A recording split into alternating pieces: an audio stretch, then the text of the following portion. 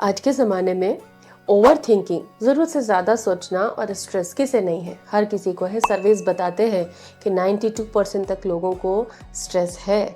लेकिन इतने सारे लोगों में बहुत सारे लोग सक्सेसफुल भी तो हैं, आगे भी तो बढ़ रहे हैं, तरक्की भी तो कर रहे हैं। कैसे? क्योंकि वो स्ट्रेस को मैनेज करना जानते हैं। आज मैं आपको मेडिकल न्यूट्रिशन थेरेपी पर आधारित कुछ टिप्स, कुछ डाइट आइडियाज़ बताऊंगी जो कि इन कंडीशन से बाहर निकलने में, या यूँ कहें तो ओवर थिंकिंग और स्ट्रेस को, आपके ब्रेन को मैनेज करने में आपकी मदद करने वाले हैं। सो पूरा वीडियो देखें और चैनल को ज़रूर सब्सक्राइब करें क्योंकि अदर भी वीडियोज़ आपके लिए बहुत यूजफुल है। Welcome to Prerna's diet clinic. Over thinking और स्ट्रेस का साइंटिफिक कारण आपको पता होना चाहिए कि क्यों होता है आपको ओवर थिंकिंग या फिर स्ट्रेस, क्यों आप एकदम से रेस्टलेस हो जाते हैं। रीजन नंबर 1 कि जब हम प्रोसेस्ड फूड, कैफीन और शुगर ज्यादा लेते हैं तो ऐसी कंडीशन में बॉडी में कॉर्टिसोल का लेवल बढ़ता है जो एंजाइटी और स्ट्रेस को एकदम से ट्रिगर देता है। तो हमको इन चीज़ों से बचना है।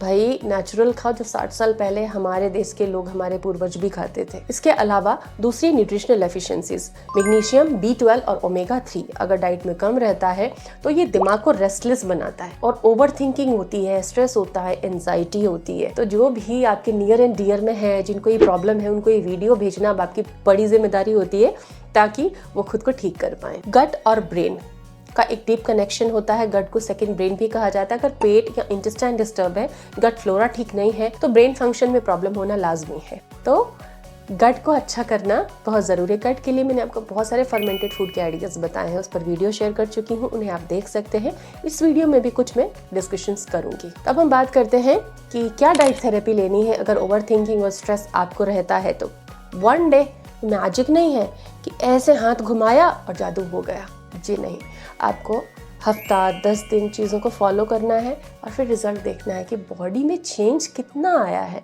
आप डेफिनेटली चेंज फील करेंगे।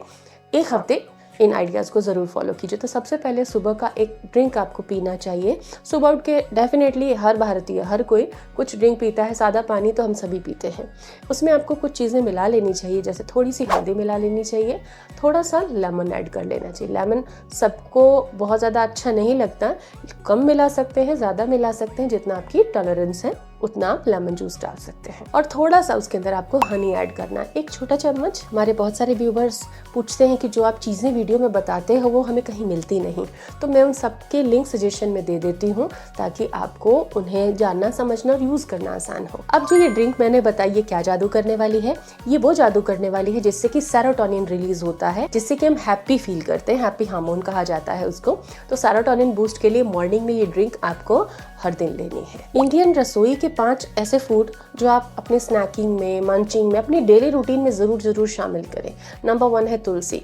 याद है पंचामृत दिया जाता था, मंदिर जाते थे, तुलसी दल दिया जाता था। क्यों? क्योंकि तुलसी जो है स्ट्रेस रिलीवर है और मंदिर से आते ही हम बहुत ज़्यादा रिलैक्स्ड फील करते हैं, क्योंकि एक तो वहाँ का इन्वायरमेंट और दूसरा जो तुलसी जल दिया जाता था। तो ये तुलसी जो है स्ट्रेस के लिए रामबाण है। अपनी चाय वगैरह में तुलसी आप ऐड कर सकते हैं। मखाना सेरोटोनिन बूस्टर है, इसलिए स्नैकिंग में मखाने आप यूज कर सकते हैं। दही एक प्रोबायोटिक है जो गट ब्रेन कनेक्शन को और बढ़िया और मजबूत बनाती है, इसलिए हर दिन की डाइट में छाछ और दही में से कोई एक चीज हर दिन आपको लेनी चाहिए। नारियल पानी, कोकोनट वाटर, ये एक मूड रिलैक्सेंट है, तो जब भी मौका लगे कोकोनट वाटर पी लीजिए। पंपकिन सीड, जो हरे हरे सीड्स हैं, ये वाकई दिमाग को हरा हरा कर देते हैं, शांत करते हैं, क्योंकि इसमें मैग्नीशियम बहुत अच्छा होता है, ब्रेन को काम, कूल रखने में हेल्पफुल रहता है। तो इन चीज़ों को अपनी रूटीन में आप शामिल कीजिए। अब मैं कुछ चाय बताऊंगी। चाय के शौकीन हम सभी होते हैं, हर भारतीय को चाय बहुत पसंद है। इवन एशिया में चाय की बहुत ज़्यादा चलन है।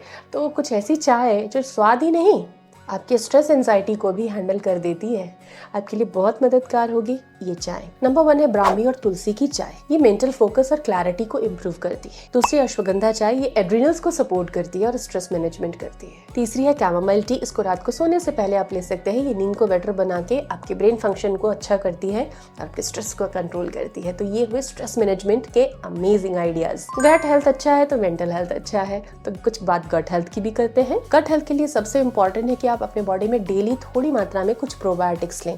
कांजी पीना, हर दिन दही छाछ का इस्तेमाल करना, हफ्ते में 2 बार कम से कम फर्मेंटेड फूड यूज़ करना, जैसे घर में फर्मेंटेड बैटर का इडली, डोसा वगैरह हम प्रिपेयर करते हैं।